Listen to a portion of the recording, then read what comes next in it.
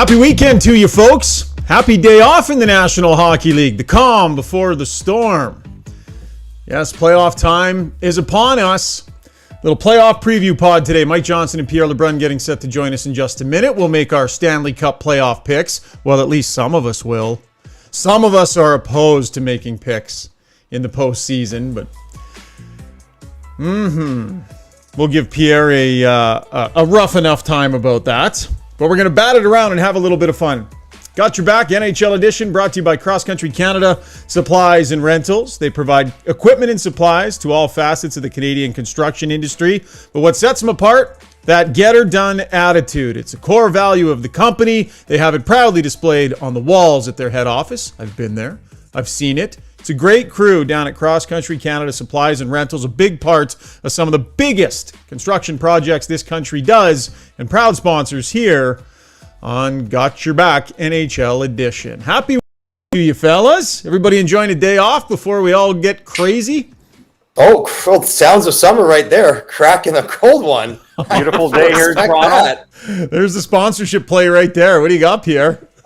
Little Moosehead, is that? Moosehead Lager, yeah. Moosehead Lager. Isn't that from out east? Isn't that like a Halifax-based place? Of course. Nova Scotia.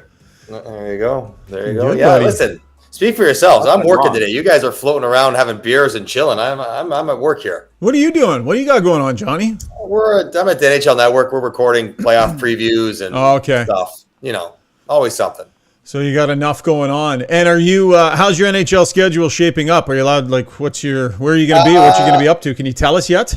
Yeah, the first couple of weeks for the first round, I'll be kind of bouncing between NHL Network and TSN studio stuff. No more calling games for me until the World Championship. So that's 3.5 weeks away before I leave for that in Riga. So yeah, just floating around studio work, which will be nice. Actually, I'm gonna be in Toronto for like 10 days in a row, which is almost unheard of for me. Yeah, that's a change. Wow, eh? Like yeah. it's busy during the year. Pierre, what do you got, buddy? Leafs Lightning is on tap for me for the Athletic and TSN. Looking forward to it. I actually have not covered a lot of Leaf playoff series in my career. It's weird. I live here, but when the playoffs come, I usually go somewhere else. I see you in San Jose all those years, Pierre. You and I used to be in the San He Jose. always takes the San California Jose. trips. Yeah. He always somehow ends up in the sun. I covered both LA Cup runs. I enjoy the Western Conference. Lots of Chicago Blackhawks back in the day. But some Oilers last year, a couple rounds. Yeah. But the Leafs, and if they finally win a playoff series, they may force me to cover them every year. I mean, that would be it. Between you getting forced to cover them, me being on Zach Aston Reese's payroll, we're going to be tied into the Leafs for good. Yeah. Well, I'm worried now. I don't want to Google while we're taping this, but now I don't remember if it's Nova Scotia or New Brunswick from Moosehead. I feel like someone should check that. It's going to bug me the entire show. Oh, well, if you have a second, check your phone real quick while I'm doing one of the ad reads or something like that. Plan today on the podcast, guys. We're going to talk a little bit about news and notes, things that have happened here in the last 24 hours or so. We'll deal with that first. And then we're going to get to previewing all 8 series. Not going to go a super long time, but we'll just run them through. What's notable, Johnny and I are going to make picks because we're not afraid to put ourselves out there, Johnny, to, expose ourselves to a little embarrassment. Not everybody's as willing to. I will give you a Stanley Cup final pick. Okay, well, it's a start, but I don't see, Shoggy, you're looking at it all wrong. You said it opens us up to embarrassment. It opens us up to glory. True. And people being amazed at our knowledge and our ability to accurately predict what's going to happen in the playoffs. That's the way I look at it. Seldom do you hear people getting ripped on for picks they made that didn't go right, unless it's some ridiculous thing like, didn't Craig Button call the Flames to win the Cup this year or something like that? I feel like maybe I heard that. Or maybe I'm throwing him right under the bus right now. I'm not sure. But point being, we seldom get bludgeoned with our wrong picks, Pierre.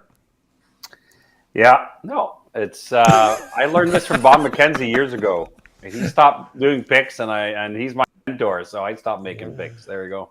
He doesn't have a podcast where you go on and make picks. Oh, I got lots to share. Let's go. All right. Let's rock and roll. That's it. All right, let's do our breakdown segment, guys. Brought to you by Kuma Outdoor Gear. They got a wide range of gear to fit all your outdoor needs, from tents and sleeping bags to travel games, pet products, and drinkware. And they're really fired up about their new Switchback heated chair. It's the world's first heated chair powered by Bluetooth technology. It's got dual heat zones in the seat in the back. You can micro adjust the temperature from your phone. It's awesome. You can preheat it before you go outside and sit down. That is the switchback chair from our good friends over at Kuma Outdoor Gear. All right, it was a pretty active day yesterday as the season came to an end and news started coming down. Pierre, maybe just a thought on the coaching carousel that has opened up a little bit here. We'll run it down. Dallas Eakins in Anaheim out. Larson in Columbus, same thing. Washington and Laviolette agree to part ways, and then the Blues, Craig McTavish and Van Ryn get removed off their staff. But the Laviolette one is interesting, Pierre, in that it sounds like he kind of made the call here. First of all, Moosehead from St. John, New Brunswick. So I'm glad I cleared my conscience there. As a guy who goes to Prince Edward Island every summer, I'd be embarrassed if I got that wrong. So our understanding of that situation, listen, it could be that the Caps were going to end up getting there themselves. And I think that's why they announced it as a mutual decision to part ways. But my sense of it is that this is very much Peter Laviolette betting on himself and going to market. His deal was up June 30th. There are some openings. Beyond that, I wouldn't want to speculate as to why he wants a fresh start. But that is my understanding, that this is as much him as the team, and that's fine. Everyone's an adult. But you got to know, if you're the next coach going into Washington, that while there's still a lot of talent there and the Caps intend to try and pivot and be competitive again next year,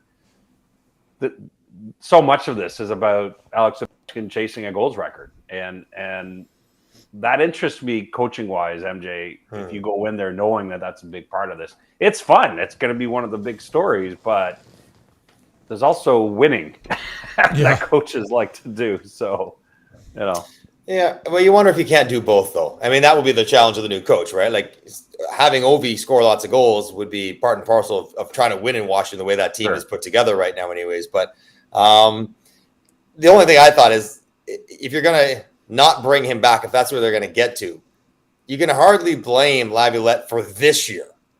Because with the amount of injuries they had, I mean, like, I don't care who they had behind the bench. No one was going to. The team was going to be, if everyone was healthy, tight to make the playoffs. Then you factor in these massive long-term injuries. I mean, it's not on the players, it's not on the coaches. They just didn't have the bodies around all year long. So we'll see what happens next year. And I imagine Lavi feels pretty good about his chance of landing on his feet as soon as next year, I guess.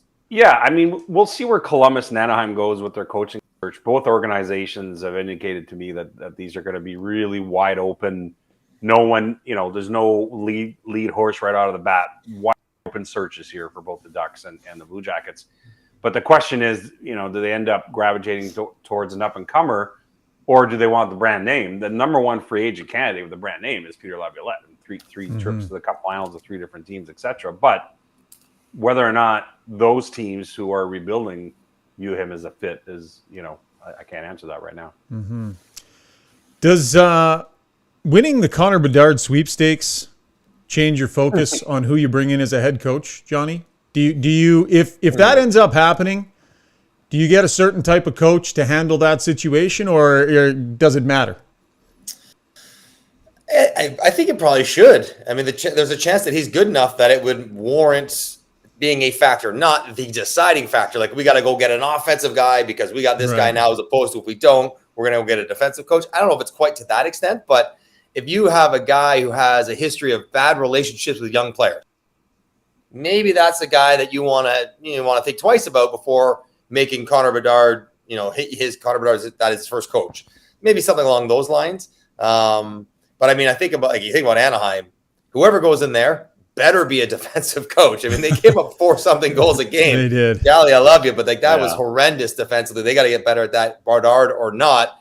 And in Columbus is interesting because they got Johnny Gaudreau last year. They're an active team. They may get Connor Bedard this year. They haven't been really good. Pierre, I don't even know how this works for coaches, but if you're a good enough coach where you sort of get to, have some say in where you want to go, you would maybe turn down a job, like a player might not sign in a particular city. You wonder if Columbus is a place where coaches might be like, that might not be option one. I have no idea.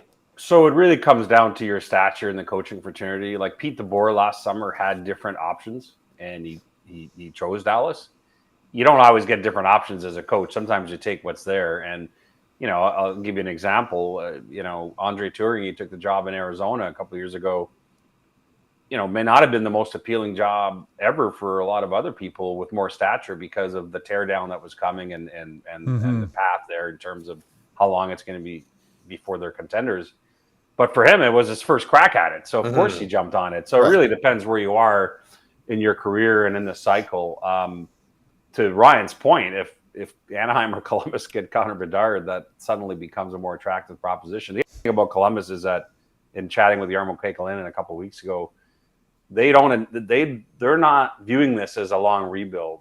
They had a lot of injuries this year. Zach Werenski barely played all year.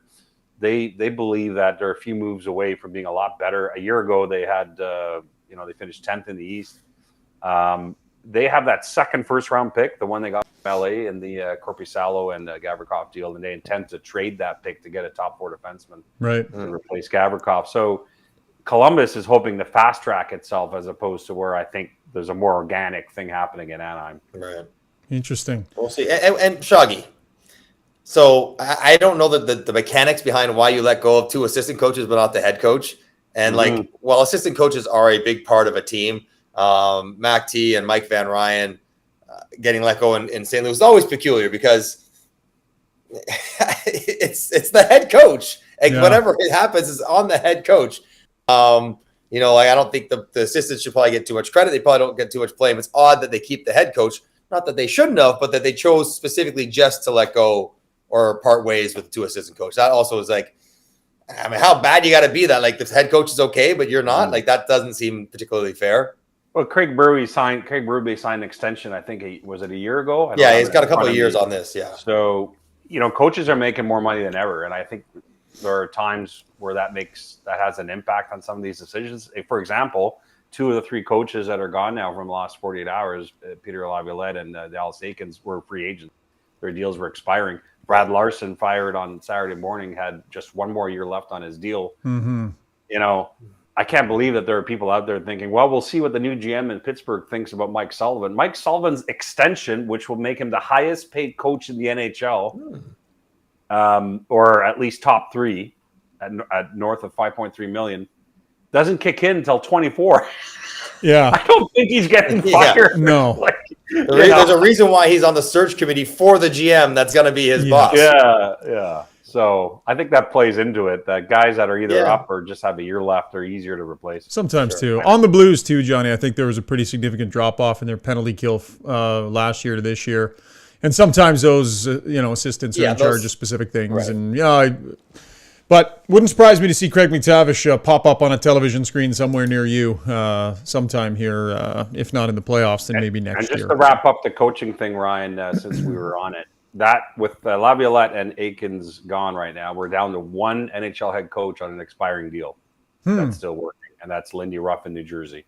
Wow. And that situation will resolve itself either way after the season. He's done a great job, might get nominated for the Jack Adams, but they also brought in Andrew Burnett last summer. So we'll see where all that goes. But otherwise, there's 7 other NHL head coaches. I won't go through them, but 7 other NHL head coaches with 1 year left on their deal going into next year.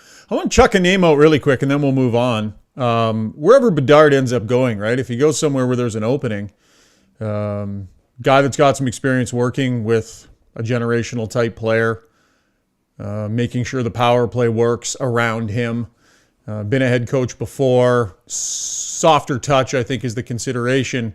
I don't know if Glenn Gulletson, if there's another head coaching look for him or not, but he's been at the helm of this power play in terms of working with those high-end players and making sure it stays at a really high level. He's been a head coach before. Don't know if that would potentially be a fit or not, but depending on what the Oilers do here, a guy that's probably looking to get back into the head coaching ranks. Maybe you slide into one of those. I don't even know which one's higher, Pierre, associate or assistant. I don't even know. But maybe associate is the higher paying seniority. Okay. So maybe he's an option that's an associate. Maybe you're not quite the head coach, but we're recognizing your importance by paying you somewhere more than a regular assistant coach. Yeah. Was just down at Oilers practice this morning, and they were working on their power play, and Gully was out there. Just got thinking, just wonder what that might be, his experience working with a guy like McDavid and success on that power. Has that power play been any good this year? Yeah, it's been okay. Boy, really took a dip when Evan Bouchard took over. Hey, from Tyson Barrie, like he might have gotten better. I was concerned about that when the Oilers. I thought, let's see. Man, he's grabbed the opportunity. He's been great. We'll talk about that in our playoff preview. Okay, guys, let's get to our playoff preview, and it's going to be brought to you by Liberty Smart Security, a company that specializes in having your back. High-quality advanced smart security systems for your home or your business. They use leading-edge technology to protect the things that you value most in your life. Your home is your castle, so protect it with Liberty Smart Security. Okay, Johnny, let's start in the East. And we might as well start with the Toronto Maple Leafs and the Tampa Bay Lightning. Listening, paying attention, Toronto is very clearly the pick everybody is making. The pick I'm going to make here. Do you see a pathway for Tampa Bay, Johnny, getting by Toronto here? Or do you think that this edition of the Leafs just has enough stuff figured out? Well, I think both are true.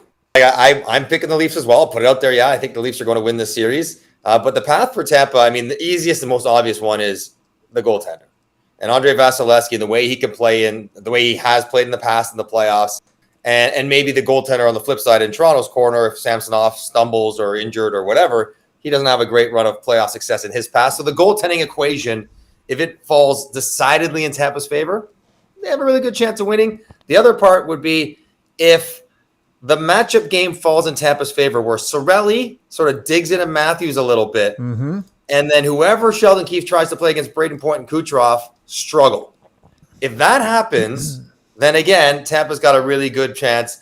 And the last bit I'd say would be if the pressure ratchets up, like if Toronto splits the first two games, then they're going back down to Tampa, where Tampa's a really good team. Yeah. And the longer the series goes and the more it stays tight, the more the history that is unavoidable for these players now starts to become a factor. So you mix all that in, and it's compelling because Toronto's been the better team.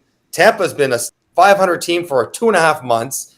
Their depth is not as good. They are older. Hedman looks like he might be hurt. There's a whole bunch of reasons why Toronto is better positioned this year than last, but there's not a tricky path, Pierre, to find Tampa winning this series. So Thursday is April 20th, and that is the 19-year anniversary of the Leafs clinching their last playoff series win in 2004, beating the Senators in Game 7. Joe Nieuwendyk scored twice. I'm sure you'll be there bringing that up to them, by the way, on Thursday. No, because they don't care. The guys they don't care. I don't think the 19 years has anything to do with this. They were barely even alive when that happened. Yeah. To put it in context, that was the same year Tampa won its first cup as an organization with Marty St. Louis, Vincent Lecavalier, Brad Richards, etc. That's the last time they won a playoff series. That doesn't have a whole lot to do with this particular group in Toronto, except that this is their 7th shot at it as a group under Matthews and Marner. You know, this is 7 years in a row in the playoffs, 7 years in a row with an elite team. I think they do win. I've done something that's going to run Monday in the Athletic that I did for the Battle of Alberta last year, guys, where I've canvassed so far today a bunch of different executives and coaches around the NHL and asked for their pick in this series and why. And so far, I've got 14 responses, 4 coaches, 10 front office guys. It's 10-4 for the Leafs. And a lot of these people a year ago were picking Tampa. So it gives you a very neutral idea from rival NHL people that are seeing the same growth in the Leafs and being more playoff ready. And perhaps also seeing, judging from some of the responses I've gotten, some of the perhaps lack of depth now that Tampa has. Yeah. And I think the Leafs are going to win as well. I think that Ryan O'Reilly is the X factor in this series for me. I think he's going to show us and remind us why he was a playoff MVP and have some pretty big moments in this series. The only thing that would worry me is the obvious, is that Andrei Vasilevskiy steals a game early and the Leafs feel that burden. Are they susceptible? I don't care what are you going to say? Are they to the here we go again stuff? Do you think this... I mean they're loud, Rishaug. It's really loud.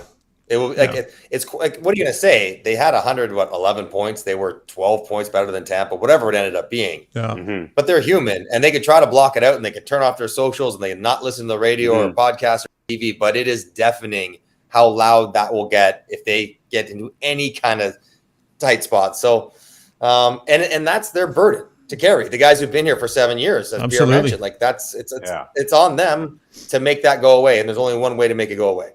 Yep. 114 days they've either been positioned in second or third that we've sort of seen this thing coming. So they've had a long time to brace themselves for it. Love Jake McCabe too. Just the right type of player added at the right time between O'Reilly and McCabe. Love those additions. So I'm taking the Leafs. Johnny, you're taking the Leafs. Pierre, you actually made a call on this one and are taking the Leafs too. The season series, Leafs 2-0-1 against them. Florida and Boston. There were two teams in the league this year to get multiple wins against the Boston Bruins. The Florida Panthers were one. The Ottawa Senators were the other.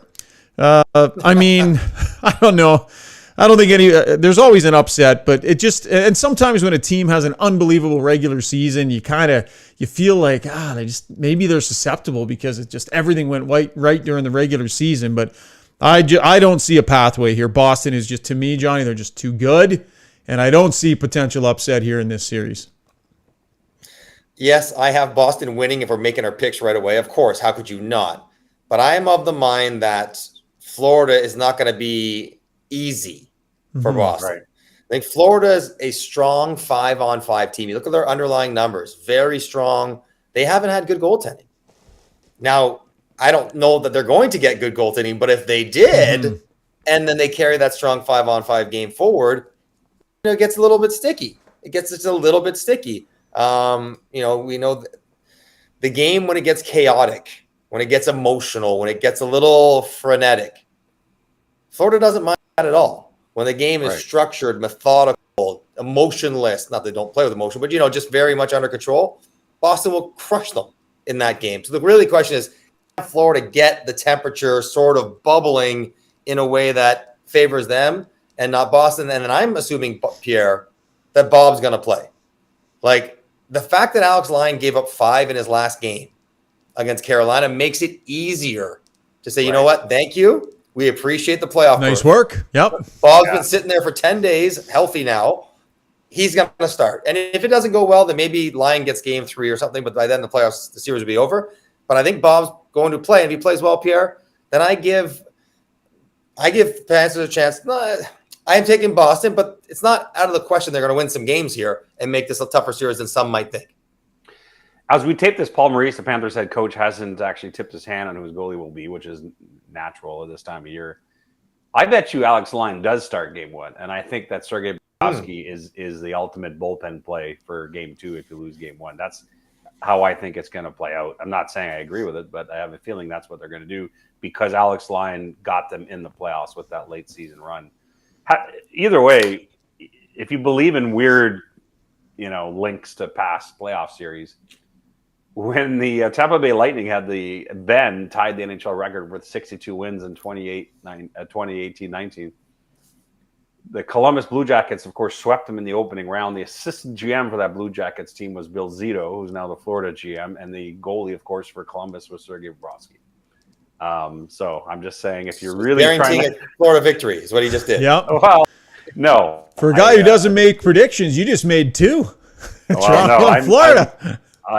I'm taking Boston, but I agree with MJ that I would be surprised if the Panthers can squeeze out 2 wins before bowing out. Don't forget that President's Trophy curse. 8 of 36 years they've won the Cup and haven't at all in the last 9 years. But it feels like if there was a team to do it, this year's edition of the Bruins might be that team.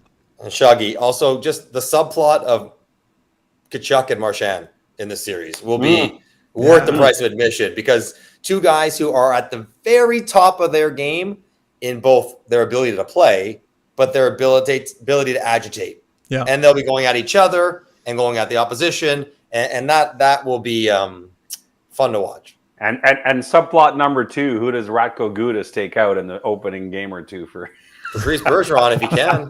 Yeah.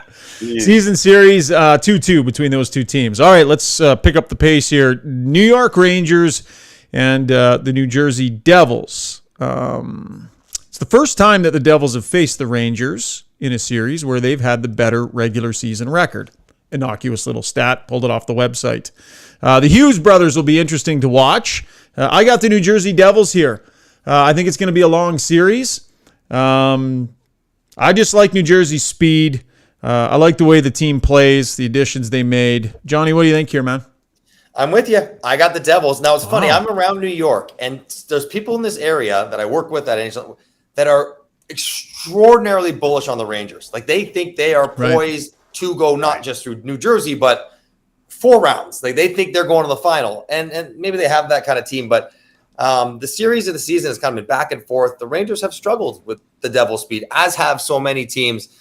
Again, we're going to say this multiple times. It comes down a lot to Vanacek versus Shesterkin. Right. If Vanacek can give something like what he gave in the regular season, which is basically what Shesterkin did, then the Devils will win. I just think their pace will be more than the Rangers can handle. The Rangers kind of make it more physical and a little bit slower, and the goaltenders matter. Then the Rangers, this is going to be like a long series, 7-gamer, but I have the Devils. I like them all year long, and if it's a copycat league, I want them to win because I want teams to try to play like they do.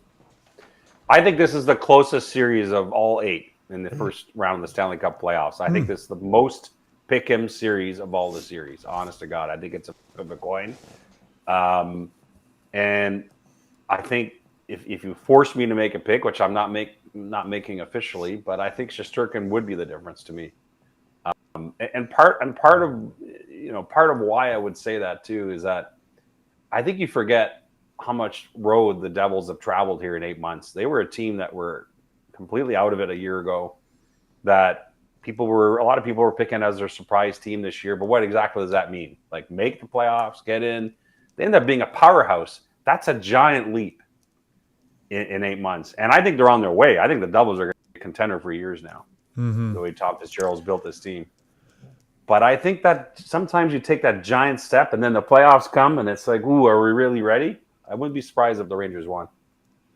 Well, that's what Andre Palat's for. That's what Timo Meyer's for. Yeah. Some of these guys they brought in to kind of help them in that regard to make them a little bit better. So what will be interesting too is while you mentioned Jersey has home ice, like the Prudential Center is going to be 50-50. It's going to be like 7 home games for the Rangers or something like that. So that's another factor in this 7 mile apart series.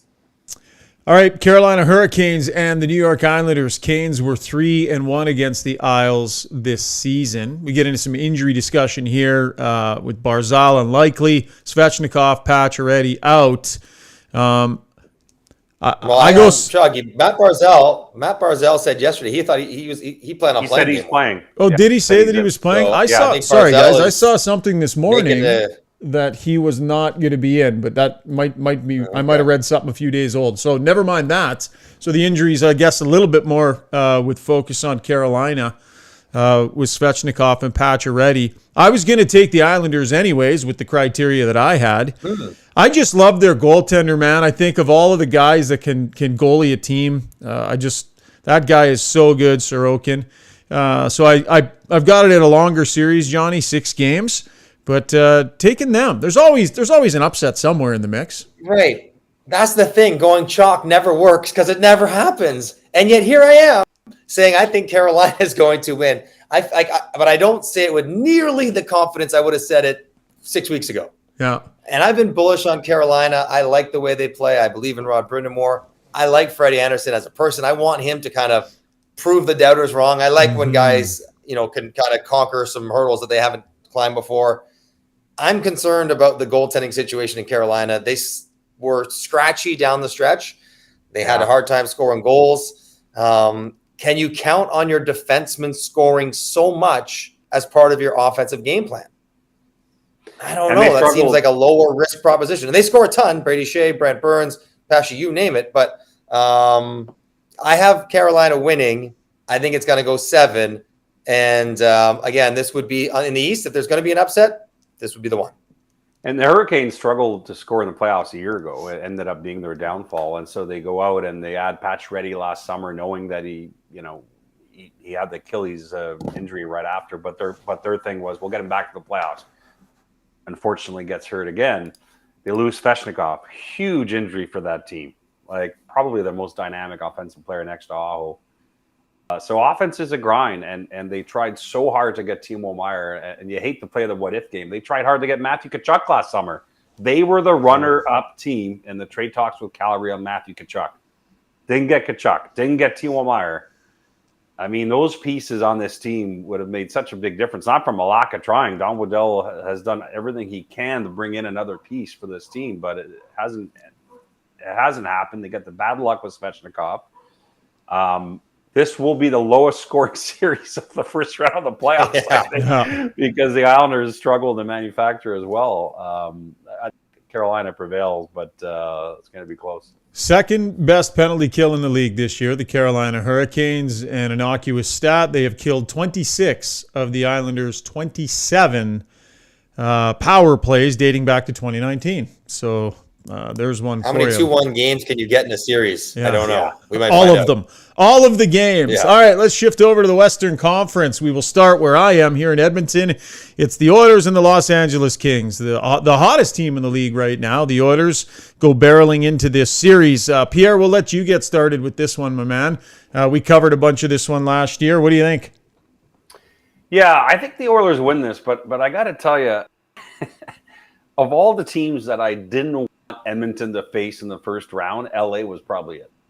I just Kopitar, who's had a bounce back defensive year, and Philip Deneau is always a thorn in anyone's side. Played well against McDavid and Draisaitl last year. They're just they grind out games, and I'm going to be surprised if this goes 7 games. I'm picking Edmonton, but I think LA is going to do the old we are tough out. I really do. Mm-hmm. They are, and became tougher with Korpisalo. His numbers in LA are through the roof good. So, they're a good defensive team now with good goaltending, which they didn't have before Korpisalo showed up. So it's going to be that much harder to score. Connor McDavid, 3 points in the 4 games against LA this year. By his standards, that's atrocious. Yeah. So, they've done a decent job this past season. They have that 1-3-1 in the neutral zone. They have Drew Doughty and Mikey Anderson, provided he's healthy, and the 2 centermen to make it tough. Having said all that, I got Edmonton because they're better. They're better than they were last year. McDavid's better. Draisaitl's better. We can't overstate the importance of Ekholm arriving and what he's done to that Bouchard. I think they're the best team. 14-0-1. I don't know if you can be too hot going to the playoffs, if that's such a thing, but maybe that's the only concern. Stuart Skinner has become the guy they were hoping Jack Campbell would be. Steady, reliable, good. Doesn't have to be great because the team's good enough. They play better defensively as of late. It's Edmonton. I think Edmonton's going to get it done. Sounds like Fiala didn't skate on Saturday. Velarde did on his own. And, those are 2 big ones, right? Their availability, both real meaningful players, and Fiala in particular could make a big difference. And if you remember to a year ago, it's uncanny how LA has bad luck with this kind of stuff. A year ago, it was Victor Arvidsson who got hurt in the last game of the year, was it not? And he missed the start of that playoff series with Edmonton. Doughty was banged. Yeah, for sure. Yeah. It'll be interesting though. The Oilers have lots of pressure on them. I'm in this room every day, but there's I don't know. They've been so good since January 11th. They've been the best team in the league. And this narrative, Johnny, that they need to try and outscore their mistakes, that's like 4 months ago. It's an old narrative now. They finished in their last 7 games, they give up 6 goals. And they were meaningful games against decent teams for the most part. LA a couple of times in there. Vegas was in there. Ekholm's made a huge difference. In the West. Yeah. They're currently the best team in the West, or playing as the best team in the West. I agree. Season series was 2 wins apiece there. That'll be a fun one. Moving on to Seattle. Are you taking Edmonton? You didn't say. Yes, taking Edmonton. Okay. Yeah, for sure. But you agree, Ryan, as a guy who's watched every Oilers game this year, of all the teams in the West, how many teams give the Oilers a harder time on paper than LA? I'm picking Edmonton, but I'm just saying, if the Oilers could have had a magic wand and said, I'll play that team instead, you don't Colorado does. Like the Oilers had lost 8 of 9 against Colorado until they just beat them here late in the year. So, and that includes the playoffs. The last 2 seasons, the Avalanche have given the Oilers fits and obviously swept them in the playoffs. So the answer to that question is Colorado, but LA is right there. Like they've got the antidote, right? If you want to try and combat the two top offensive centers on the planet, what do you need? Two of the best defensive centers or two-way centers on the planet. And Johnny, you made the point. You look at the numbers head-to-head at even strength, and Danault and Kopitar actually have done not a bad job against them. But it's all about the power play too, right? This Oiler power play is just going at an unreal clip, and definitely can shift the series.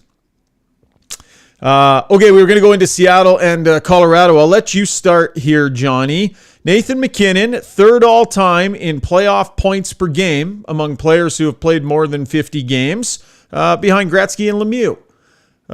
The guy is, I mean, you look at the year he's had, and there you go. Game he had last night to clinch first, banging out a hat trick against Nashville to get first in the final game of the season.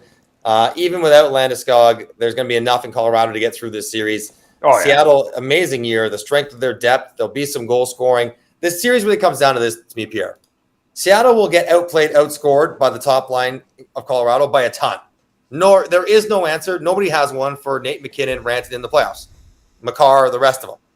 But where Seattle's trying to make it close is that our second and our third and our fourth line will outscore your second, third, and fourth line. That's where we will turn the tables in our favor. I just don't know if it's enough to make up the difference of what MacKinnon brings and his group. Power play as well, Makar as well. And don't sleep on the year Georgiev had a very productive season for Georgiev between the playoffs as well. So I got Colorado in close games, probably higher scoring games, but like relatively short, 5 games or something like that. I think Colorado sweeps Seattle. Great story that the Kraken made the playoffs this year, but they feel so much to me like that team that gets there and it's like, oh, we're here. Yeah, wasn't that nice? I don't see a huge challenge here. The best path for the upset for the Kraken is to make this a 90% 5-on-5 series. No one in the box. Just keep this 5-on-5 and keep the lines rolling. That's their best bet. I'm glad you mentioned Georgiev because I was going to be my main point with Colorado. I've written a couple of pieces this year about the goalie carousel because I think the summer carousel is the most entertaining thing going every summer because front offices are literally gambling. And when Colorado traded for Georgiev, I remember being at the draft in Montreal and I could literally hear a hush in press row. People were like, what? And arguably, he's been one of the stars of the goalie carousel. Like he's had an unbelievable year. Now, this is a whole new part of his career that he hasn't really experienced. He's the number one guy heading into the playoffs. Let's see how he fares. Seattle generated a good amount of offense, 4th in the league in goals for per game, to your point of keeping it at even strength. Avalanche were 11th on that front, and the Avs with the 6th ranked power play coming into this series. Remember what Nathan MacKinnon said back when he signed his extension, we're not planning on winning just one cup. So how hungry are the Avs coming off a cup? And Johnny, I like the call of a sweep because I think the Avalanche, sorry, that was you, Pierre. I think the Avalanche understand the value. If you're trying to repeat, you got to get some series done quick. You got to take advantage of the real mismatches and get those series done quick. What was the season series? Just checking. 2-1 Seattle. What's that? Yeah. It was 2-1 Seattle. We talked to Jared Bednar today, and they were tough games against these guys. So but now I think the focus and the know-how, and apparently they think in Colorado everyone but Landeskog could be available for game 1, which is they haven't had that this year either. Yeah, Lekkonen's a huge return. I mean, that guy was unbelievable for them in the playoffs. The other thing I would say is I'd be careful overanalyzing Colorado Avalanche regular season stats because basically I don't care about any stats from that team until about February 15th on. They finally started getting bodies back and they've turned on the switch. The first half was a complete mess for a tired Cup champion full of injuries. So that's watered down a lot of areas in their game where they're better.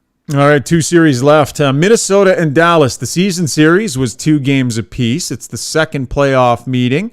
Last one back in 2016 that the Stars won. Fleury v. Ottinger potentially here. Johnny, lead us off here.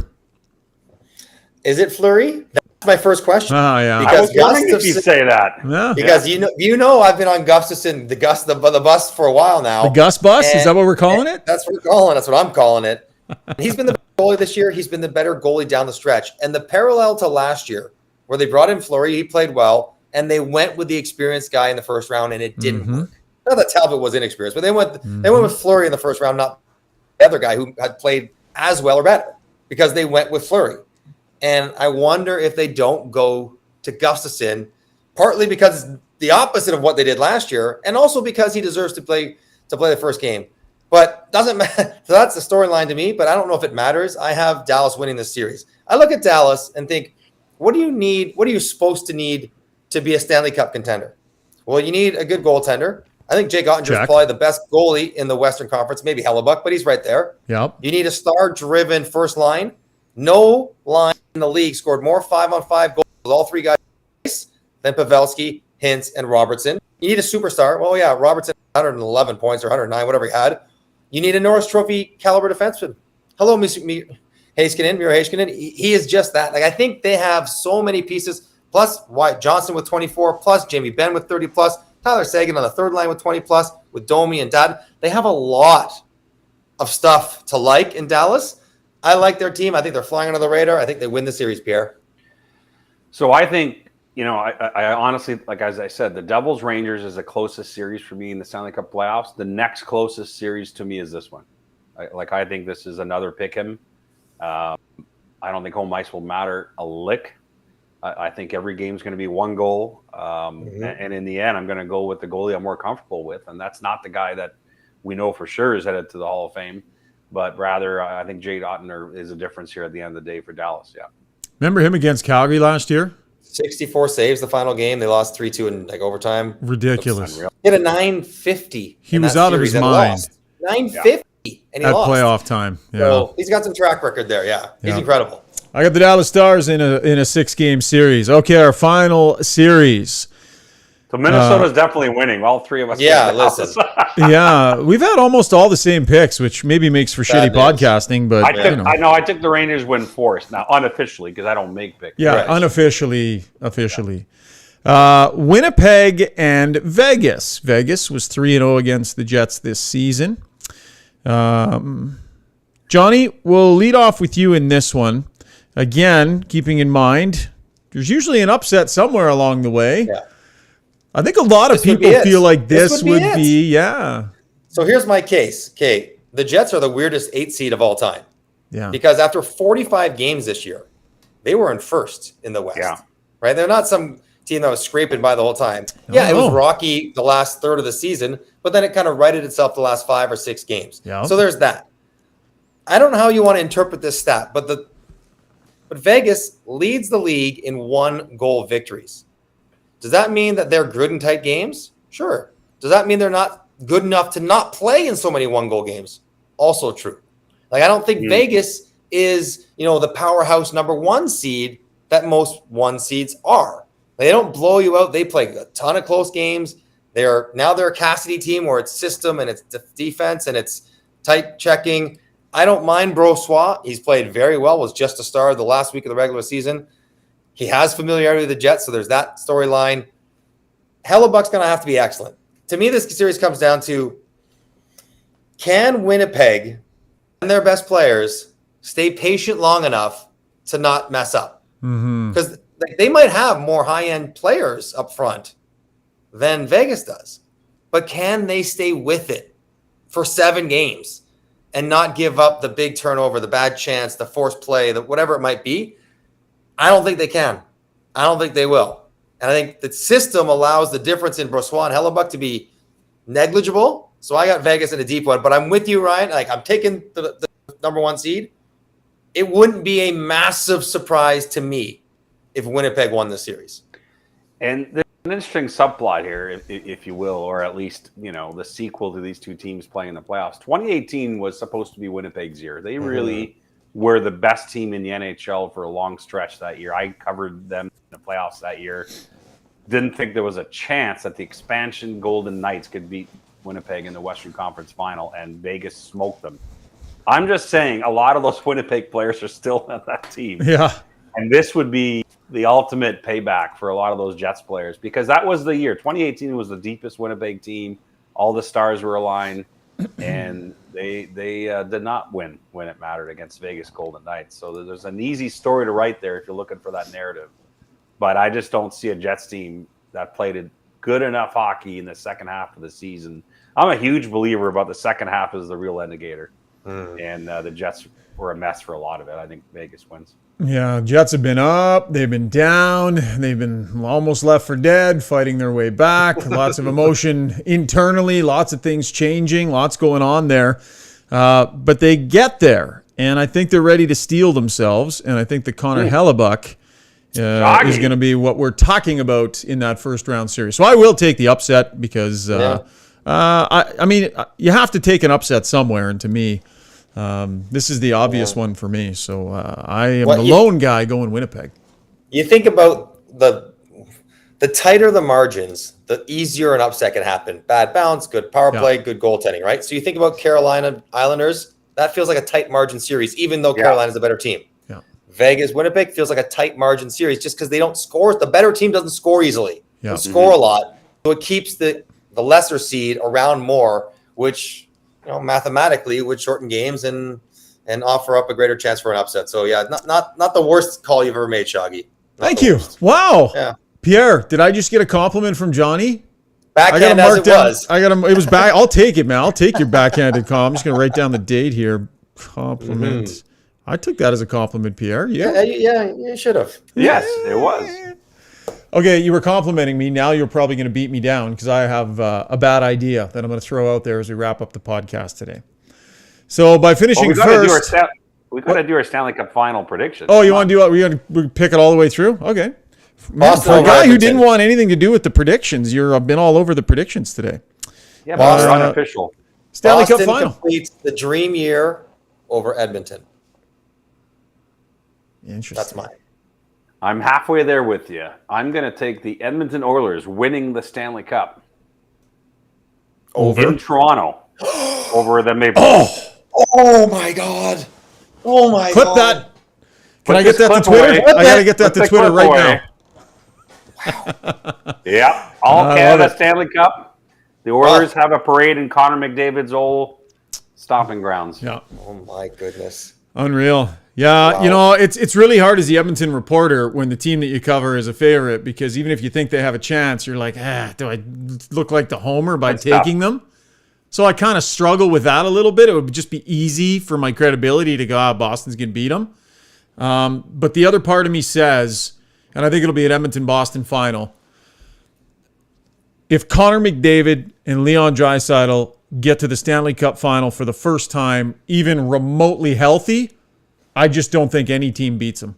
I think those guys being that close to that prize and the way they can go supernova, I think if they make the final, they win if they're reasonably healthy. Let's do a quick exercise here. Who if it's not Edmonton, who do you think it is? I know that's a bit lame, but like to me, Colorado is still a team where can they get enough lined up health-wise where it happens? Avoiding Mini in the first round is huge because it makes their path physically less challenging. I would pick Colorado as the next. Yeah, I would pick Colorado. Me too. And Toronto for me on the other side. Like I think the Leafs are actually gonna do some damage and take a run at this thing. I think they're just gonna. Boston, I think, is just too veteran, too solid. Been there, done that. Those big moments where the Leafs are going to be trying to do it for the first time. Boston's been there and done that. But I think the Leafs are going to break through this year. My bad idea, by the way, as we're going to wrap up here. So I was looking at the standing, right? Colorado, they work hard. They get the number one seed. And as a result, they end up with kind of crummy travel. Not an ideal scenario. Like, I'm sure you guys would have talked about this before, but what about the idea? They never get great travel, though, Colorado, really. Yeah. True. But what about the idea that by finishing first, you get to pick your opponent? I love it. The top 4 seeds, or maybe just the top 3, depending on who picks who.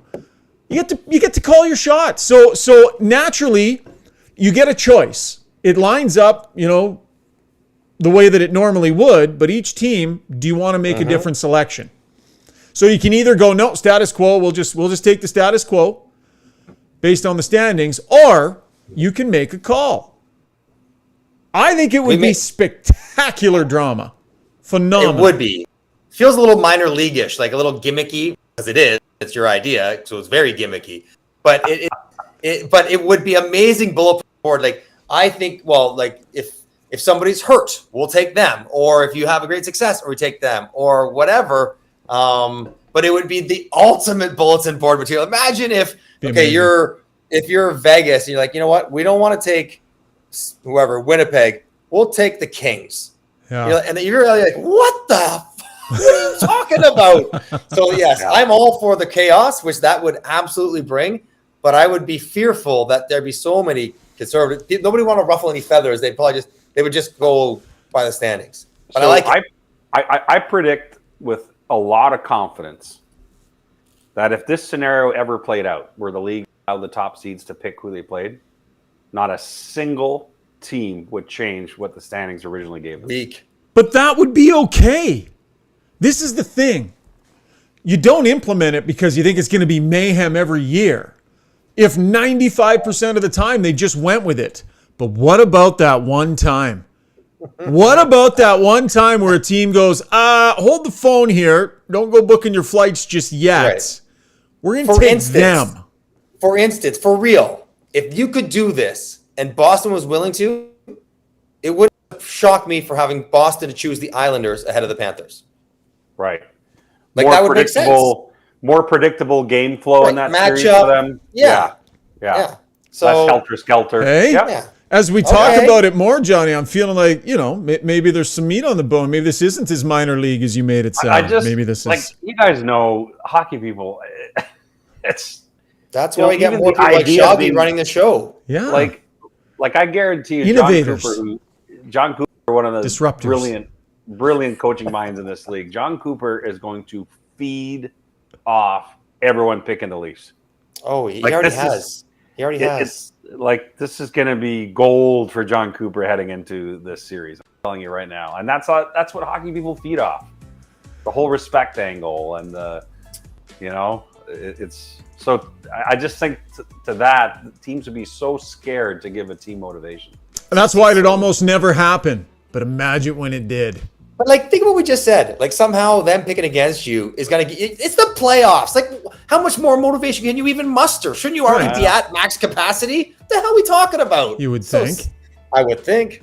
I mean, what if you flat out didn't beat one team all year long? What if for whatever reason you were 0-for against them, and the other team you were 4-0 against, and only 2 points separated them in the standings?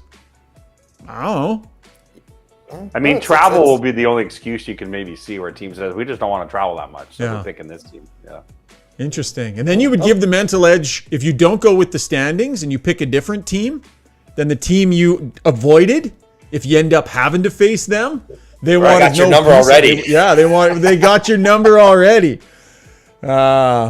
I like it, boys. I like it.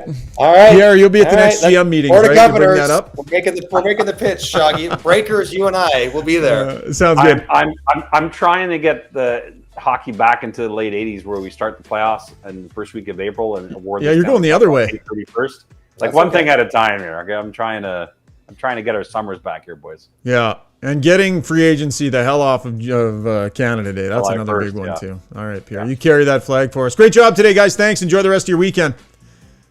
Right on. All right, cheers, guys. That'll wrap up the podcast, folks. Big thank you for your downloads and your subscriptions. And a big thanks, as always, to our sponsors, Cross Country Canada Supplies and Rentals, Liberty Smart Security, and, of course, Kuma Outdoor Gear. More podcasts coming your way through the playoffs. Enjoy the first few days, and we'll check in midweek. Cheers.